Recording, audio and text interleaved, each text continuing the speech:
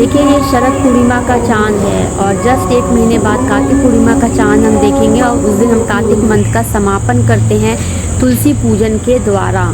और हम तुलसी विवाह भी करते हैं इसी मंथ में, इसी कार्तिक मास में ही हम तुलसी विवाह भी करते हैं।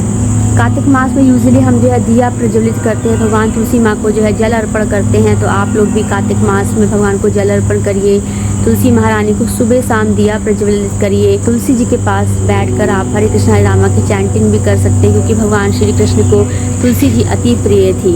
और जैसे ही आप तुलसी जी की उपासना करते हैं, क्योंकि तुलसी जी को बहुत ही पवित्र और पावन बताया जाता है कि वो बहुत ही पवित्र और पावन थी, और इसीलिए तुलसी जी का जो है पूजन किया जाता है।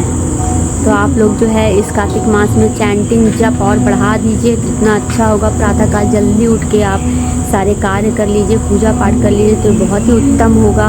और कार्तिक मास में कहा जाता है गंगा स्नान बहुत ही शुभ कहा जाता है, कि कार्तिक मास में गंगा स्नान करना बहुत ही शुभ कहा जाता है।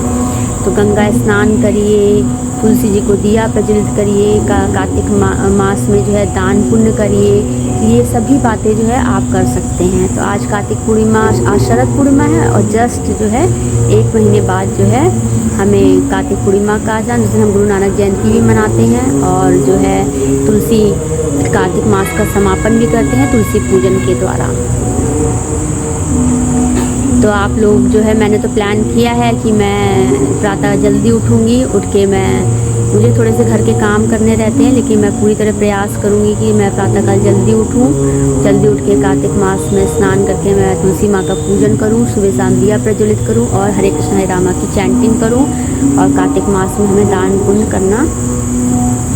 तो आप लोग जो है प्रातःकाल उठिए, जल्दी स्नान करिए और तुलसी महारानी को दिया प्रज्वलित करिए, जल चढ़ाइए और कार्तिक मास में दान पुण्य करिए। और जो है आप गंगा स्नान भी करना बहुत ही श्रेष्ठकर रहता है कार्तिक मास में। गंगा आप प्रतिदिन स्नान कर सकते हैं, यदि आपके घर के पास है गंगा जी, आप प्रतिदिन स्नान कर सकते हैं तो बहुत ही उत्तम है। लेकिन जैसे आप नहीं जा पा रहे हैं तो आप गंगा जल छिड़क लीजिए।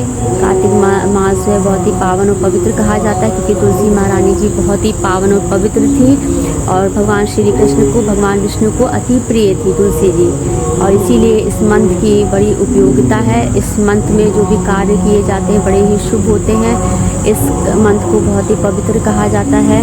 और आप लोग सुबह शाम दिया प्रज्वलित करिए, जल चढ़ाइए, गंगा स्नान करिए, दान पुण्य करके आप अपने कर्मों को और श्रेष्ठ बनाइए, उपयोगी बनाइए। आप अपने कर्मों को और स्ट्रॉन्ग, ये सब हम क्यों करते हैं? ये सब हम इसलिए करते हैं क्योंकि इससे हमारा कर्म बहुत स्ट्रॉन्ग होता है। कर्म स्ट्रॉन्ग करने का मतलब क्या है? आप अपने कर्मों को इतना अच्छा रखिए कि आप भगवान के प्रिय हो जाएं। तो भगवान के आप प्रिय हो जाएंगे तो भगवान आपके ऊपर आए हुए सभी संकटों को टाल देंगे।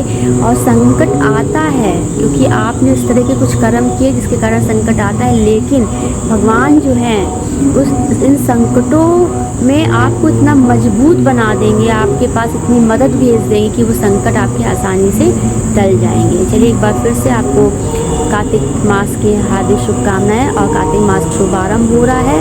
इस कार्तिक मास में हमें पूरी तरह से पावन और पवित्र रहने का प्रयास करना है और खूब खुश रहना है।